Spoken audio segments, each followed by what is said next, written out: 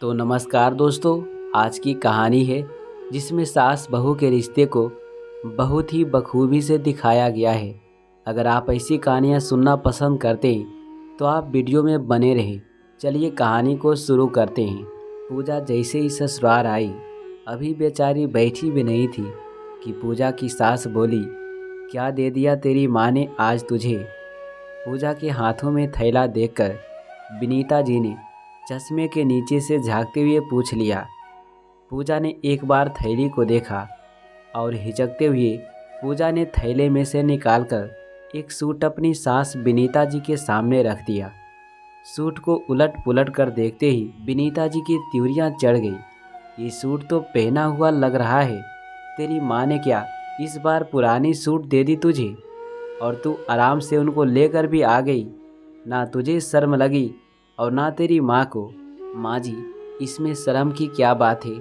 माँ जी, वो माँ का ये सूट मुझे बहुत अच्छा लगता था, तो इस बार माँ ने ये सूट मुझे ही दे दिया। अच्छा, तो अब इतने बुरे दिन आ गए हमारे जो अपने मायके की उतरन पहनेगी तू। अरे तुझे तो अकल नहीं, लेकिन तेरी माँ को तो सोचना चाहिए था ना। बेटी को उतरन देने से पहले आज ये सूट दे दी, कल को तेरे बच्चे के लिए तेरे भतीजे भतीजी के पुराने कपड़े भी दे देगी और तू आराम से ले आएगी कि तुझे बहुत पसंद थे।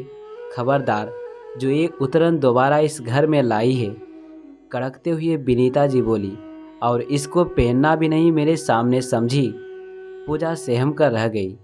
बात यह कि आजकल पूजा की माँ की तबीयत कुछ ठीक नहीं रहती थी, तो पूजा पास में होने की वजह से रोज़ थोड़ी देर के लिए माँ से मिलने अपने मायके चली जाती थी। अब ऐसे समय में माँ और भाभी कुछ देना चाहती थी तो पूजा खुद ही मना कर देती थी। कहती, मैं तो सिर्फ माँ से मिलने आ जाती हूँ, इसलिए प्लीज़ आप लोग ये लेना देना मत किया करो।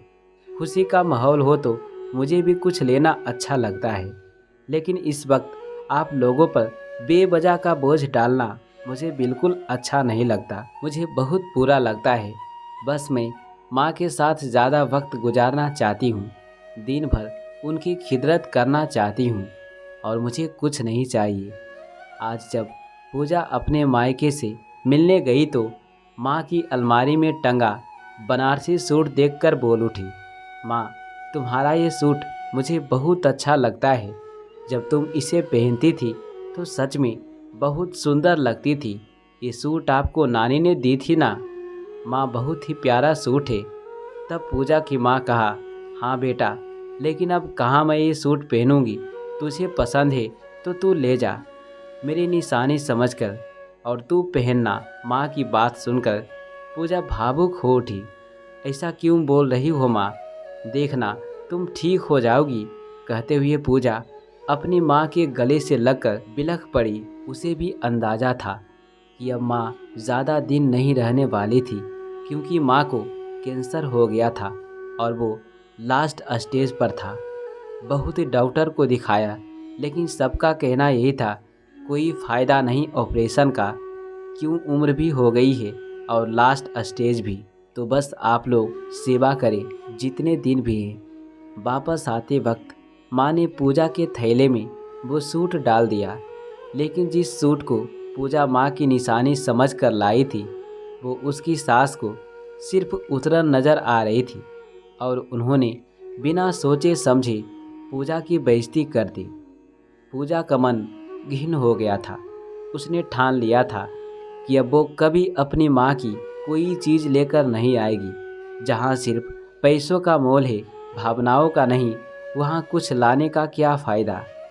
कुछ दिनों बाद ही पूजा की माँ चल बसी। पूरे परिवार में शौक का माहौल था। पूजा भी 13वीं तक अपने मायके में ही थी। 13वीं के दिन पूजा के पति और सास ससुर भी पूजा के मायके गए थे। सारा काम निपटने के बाद पूजा जब विदा होकर वापस ससुराल जाने लगी तो पूजा की भाभी माँ की अलमारी से निकालकर माँ के जेवर पूजा को देते हुए बोली, दीदी, माँ ने कहा था कि ये आपको दे देना है। आप इस घर की बेटी है, इसलिए आपका हक भी बनता है। माँ ने मुझे भी दिया और कुछ जेवर आपके लिए भी रखे थे। दीदी, आप इसको अपने साथ ले जाइए। पूजा की आंखें छलक आई। खुद को संयत करते हुए वो बोली, नहीं भाभी, माँ नहीं तो क्या हुआ, आप सबसे ही मेरा मायका है। आप सब तो हैं मेरे साथ, तो फिर मुझे किसी निशानी की क्या ज़रूरत है। ये बाकी के जेवर आप पहन लो, क्योंकि माँ की छवि अब मुझे आप में ही नज़र आएगी। अब आप ही मेरे लिए माँ की जगह हो भाभी। इसको आप पहनेंगी तो मुझे आप में माँ दिखेगी। कहते हुए पूजा ने वो जेवर अपनी भाभी के हाथों में दे दिए। पास खड़ी पूजा की सास और पति भी देख रहे थे, लेकिन कुछ कह नहीं पाए। सास को तो पूजा पर बहुत गुस्सा आ रहा था। घर आते ही पूजा की सास बिफर पटी, भला इस वक्त भी कोई मना करता है लेने से। इस वक्त तो बेटियों को देने से माँ की आत्मा को शांति मिलती है। जब अपने मन से वो दे रहे थे तो क्या ज़रूरत थी मना करने की। बाकी के सारे गहने तो उस भाभी के पास ही तो रहने थे।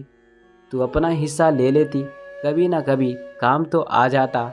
लेकिन तू बड़ी दानी निकली, उसको भी दान कराई।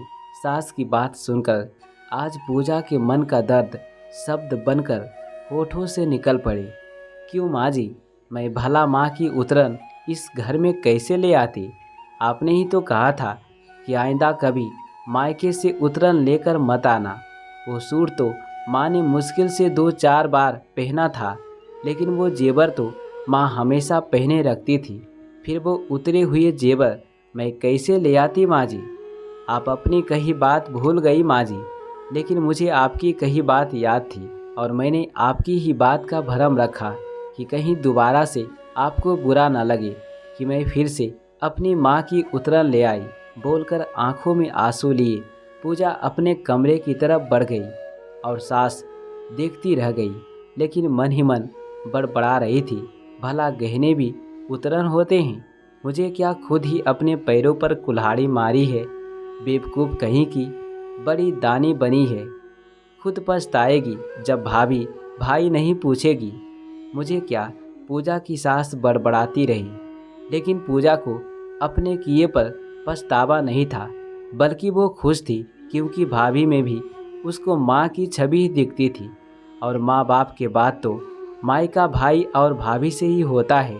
तो दोस्तों, मैं आशा करता हूँ कि ये कहानी आपको अच्छा लगा होगा। तो चलिए मिलते हैं अगली कहानी में। Thanks for watching.